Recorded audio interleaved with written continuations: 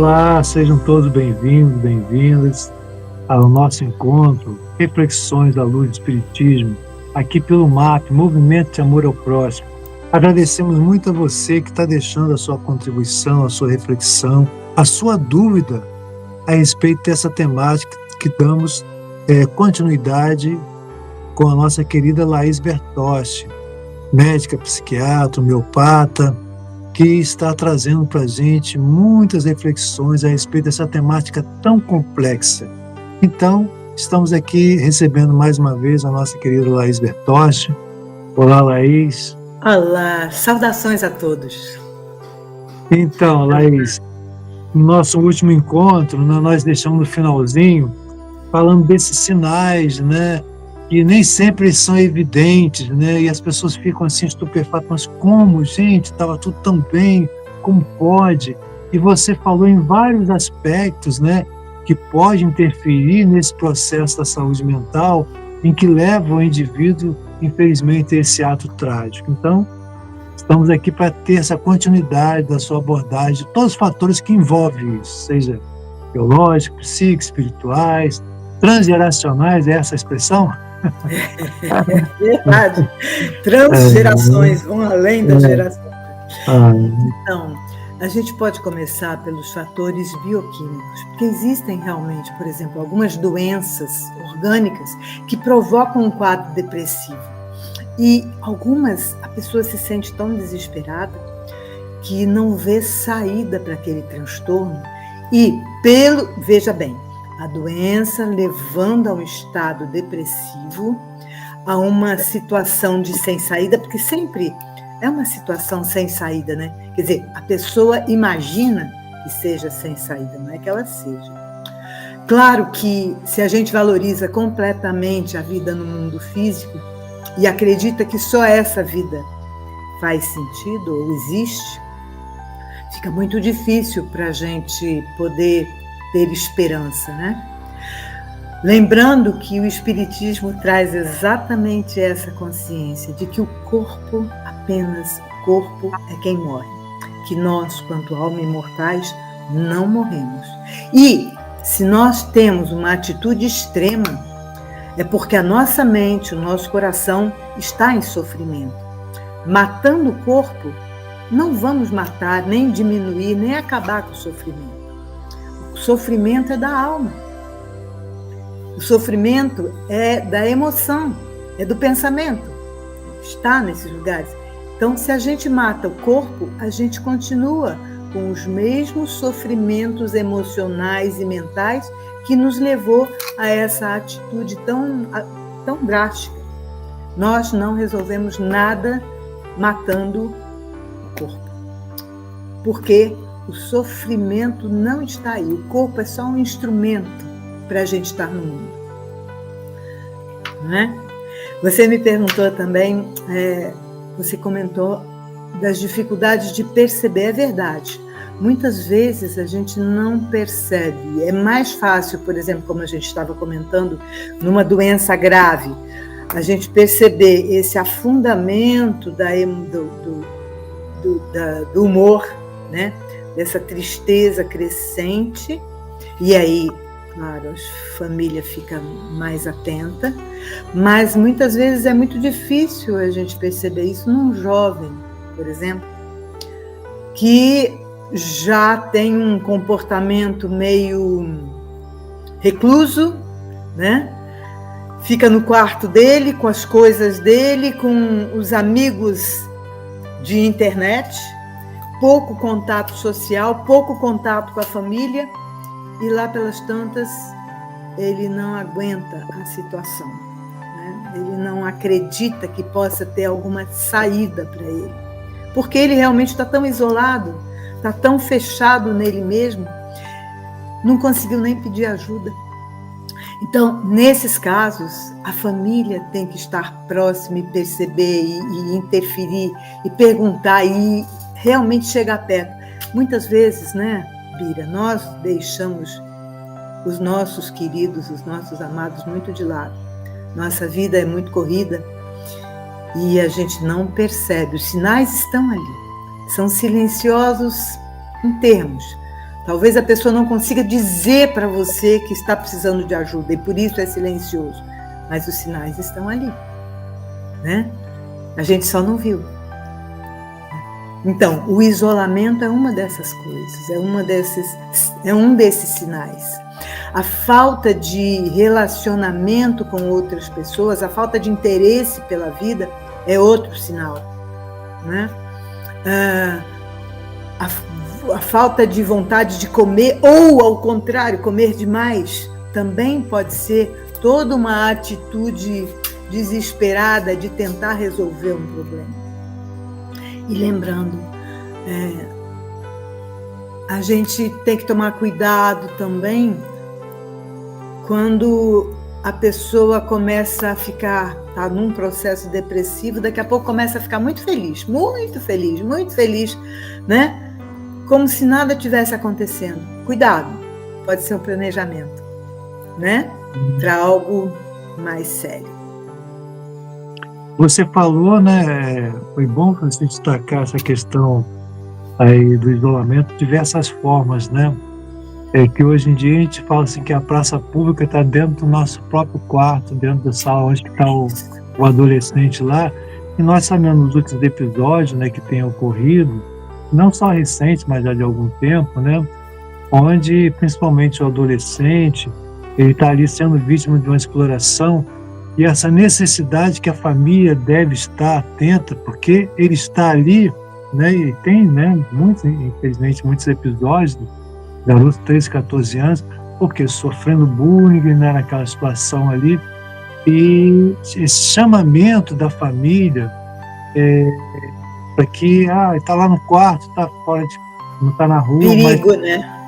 Perigo tanto quanto se tivesse nos lugares, né, mais difícil que a sociedade oferece no sentido material físico mesmo, né? Mas ali está, muitas vezes, sendo manipulado, explorado e, muitas vezes, pedindo um auxílio, um socorro. E, às vezes, a gente usa, né, a internet como uma modo de escapar dela lá para... Não, está lá no quarto, está tudo bem. Então, esse isolamento também pode se dar por aí, né? É muito importante que a família possa prestar atenção nos seus adolescentes, nos seus outros familiares, porque isso só não acontece com adolescente, acontece também em outras faixas etárias. Mas na adolescência, o jovem tem menos, vamos dizer assim, proteção contra esse sofrimento, né? Ele ainda não viveu o suficiente para dizer assim, opa, não, né? Ele não consegue fazer isso. Ele considera que aquilo que ele vive é tudo que ele pode viver. Quer dizer, a vida é muito curta ainda, a experiência é pequena. E muitas vezes, e aí a gente entra, já aconteceram problemas muito sérios no passado. Muitas vezes nessa faixa etária começam também os relacionamentos, né, com o outro. E aí os sofrimentos também por um amor perdido, ou pelo bullying, como falou muito bem você, ou por um sentimento de incapacidade de estar no grupo, de fazer parte, né? de entrar no mercado de trabalho, ele não se sente apto, não se sente capaz, né? As nossas escolas cada vez ensinando menos, né? Cada vez numa qualidade pior, e aí o jovem sabe mesmo que ele pouco sabe, que ele não está pronto para as demandas que virão no futuro, né? Então, são detalhes bastante importantes, né? Às vezes, as amizades também na internet favorecem e facilitam alguns caminhos mentais tortuosos. Então, pais e professores, ou todos aqueles que estiverem próximos, olhem seus meninos, olhem seus filhos, prestem atenção, inclusive, nessas ideologias que, em vez de auxiliá-los, que se dizem inclusivas, né? Mas muitas vezes criam mais confusão e mais problemas ainda. Lembrando que uma das faixas da população que tem bastante problema com a tristeza e com esse agravamento da tristeza são os LGBTs, etc., que imaginam que algumas alterações na sua forma física vão curar a sua alma, o sofrimento da alma. E não é assim. Você não consegue, a partir de algo externo, curar uma dor interna, né? E Laís, tem também os episódios, né, do período que a gente estava trabalhando também, fizemos um trabalho de prevenção em escola pública, né, dos episódios autolesivos, né, e aí, né, tem uma fala, principalmente do CVV, que traz também, outros queriam escutar a respeito disso, que às vezes aquele processo, até de uma usuária, né, que é um trabalho que você já faz também há muito tempo, com usuários de drogas e tal, né, e o objetivo não necessariamente era tirar a vida, mas aliviar a dor, essa dor emocional que você fala, a dor da alma, né? Por esses episódios autolesivos. O que você pode nos trazer a respeito disso? O que eu tenho observado nesses episódios é que geralmente a pessoa, ela está encapsulada. O que significa isso? Ela não consegue sentir. Ela quer sentir e não consegue sentir, não consegue. Dói tanto, ela ficou tão fora dela, porque a dor tira a gente da gente, né? Para não sofrer mais, a gente pula fora do corpo, pula fora da vida. E uma forma que elas têm de voltar, entre aspas, a sentir é se machucando. Só que não vai resolver nada, porque embora elas estejam se impondo uma dor, geralmente uma imposição, inclusive, externa a elas, né? Uma imposição por energia intrusa,